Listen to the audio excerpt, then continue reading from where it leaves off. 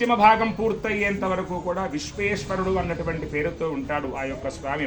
నీలకంఠస్థధోత్తరే, నీలకంఠుడు అనేటువంటి పేరుతో ఉత్తర భాగమంతా కూడా అయ్యేంత వరకు అంత లావుగా ఉన్నాడు మా స్వామి అని చెప్తారు. ఎందుకంత పెద్దగా ఉన్నాడు మీ స్వామి అంటే అండపిండ బ్రహ్మాండాలన్నింటిలో కూడా వ్యాపించి ఉన్నాడు కాబట్టి, ఎక్కడ భూభాగం ఉంటుందో ఆ భూమండలాన్నంతా కూడా ఆవరించాడు కాబట్టి ఈ కాలభైరవారాధన చేయడం వల్ల ఎక్కడికి మీరు వెళ్ళినా సరే జయప్రదమైనటువంటి అనుగ్రహం కలుగుతుంది అనేటువంటి.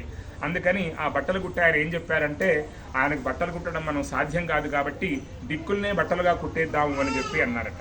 అందుకని తూర్పు భాగాన్నే వస్త్రంగా కుట్టారు, దక్షిణ భాగాన్నే వస్త్రంగా కుట్టారు, దిక్కులనే వస్త్రాలుగా కుట్టారు. కాబట్టి దిక్ ప్లస్ అంబరము, దిగంబరుడు అనే పేరు అలా వచ్చింది స్వామికి. దిగంబరుడు అంటే వస్త్రం లేకుండా ఉండేవాడు అని కాదు, బట్టలు కుట్టలేం కాబట్టి దిక్కులనే అంబరాలుగా, అంబరము అంటే సంస్కృతంలో వస్త్రము అని అర్థం. అందుకే మనం గణపతిని పూజ చేస్తే శుక్లాంబరధరం విష్ణుం అని పూజిస్తాం, అంటే తెలుపు వస్త్రాలు ధరించిన వాడా అని. ఇక్కడ దిగంబరుడు అంటే దిక్కులనే వస్త్రాలుగా ధరించి ఉన్నాడు కాబట్టి దశ దిక్కులలో మీరు ఎక్కడికి వెళ్ళినా సరే ఆ కాలభైరవారాధన చేసి కనుక వెళితే కనుక ఏ దిక్కులకు మీరు వెళ్ళినా కూడా జయప్రదమైనటువంటి అనుగ్రహం కలుగుతుంది. అటువంటి స్వామికి హారతి అనేటువంటిది ప్రధానంగా ఇస్తున్నాం ఇక్కడ. కూష్మాండాలతో ఇందాక హారతి ఇచ్చాం. హారతి అంటే పాపాన్ని హరించేది అని చెప్పి, ఎవరు ఆ హారతి దర్శిస్తారో ఆ హారతి ఎలా శాంతమైపోతుందో మీ పాపాలన్నీ కూడా మీరు గట్టిగా కాలభైరవాయ నమః అని అరిచినప్పుడు ఆ నోట్లో నుంచి వచ్చినటువంటి పాపభూయిష్టమైనటువంటి దోషాలన్నీ కూడా హారతి స్వీకరిస్తుంది. కాబట్టి ఒక్కొక్క హారతి ఇచ్చినప్పుడు ఆ భైరవుడి యొక్క నామం చెప్పినప్పుడు అందరూ కూడా మీ యొక్క శక్త్యానుసారంగా రకరకాల మాటలు మాట్లాడింటాం, ఇంకోటి గురించి చెడుగా మాట్లాడింటాం. ఇవన్నీ కూడా ఎంత ఇష్టంగా మాట్లాడతామో, మనుషులకు చాలా ఇష్టం వేరొకరి గురించి మాట్లాడాలంటే, అంతే ఇష్టంగా దేవుడి దగ్గర కూడా మనం ఉండాలి. చాలామంది మేము సంవత్సరానికి ఒకసారి తిరుపతి వెళతామండి, రోజు గోశాలకు వెళ్ళి ఆవులకు బండులు గడ్డి పెట్టొస్తామండి అంటే మనం ఎంత మంచిగా ఉన్నామో కూడా ఆలోచన చేయాలి. ఎన్నిసార్లు వ్రతం చేసినా, ఎన్నిసార్లు తిరుపతికి వెళ్ళినా, ఎన్నిసార్లు దానాలు చేసినా కూడా అంత పెద్ద పుణ్యమంతా కూడా ఒకరి గురించి మాట్లాడడం వల్ల దోషమంతా కూడా కలుగుతుంది అని చెప్పారు.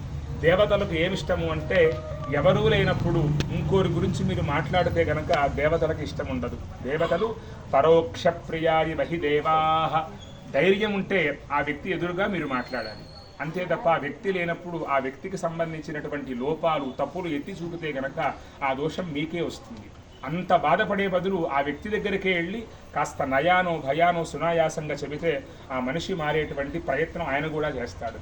కాబట్టి పరోక్ష ప్రియాయ నమః అంటారు. కాబట్టి అలాంటి వాక్కుల వల్ల వచ్చినటువంటి దోషం ఏదైతే ఉంటుందో కాలభైరవుడి యొక్క నామాన్ని చెప్పడం వల్ల తొలగిపోతుంది. కళ్ళతో ఏవైనా చెడు చూసి ఉంటే ఆ హారతులు దర్శించడం వల్ల నేత్రాలతో చేసిన దోషమంతా కూడా తొలగిపోతుంది.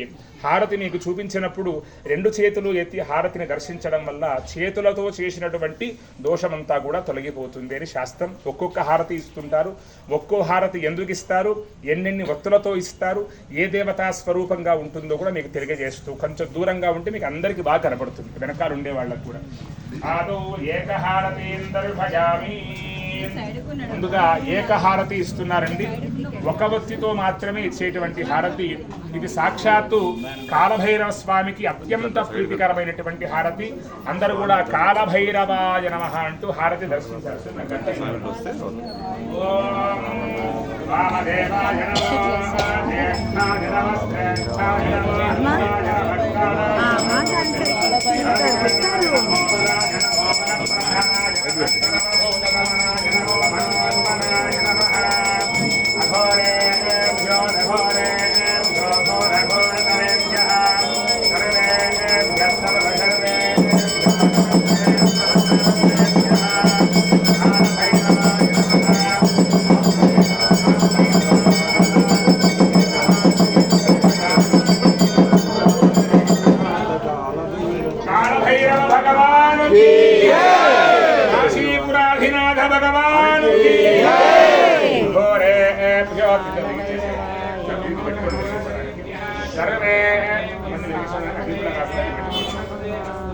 తర్వాత 3 భక్తులతో ఇచ్చేటువంటి హారతి స్వామికి సమర్పణ చేస్తున్నారు.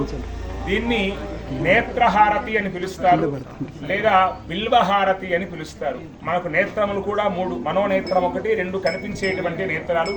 ఇది ఈశ్వరుడికి అత్యంత ప్రియమైనటువంటి హారతి.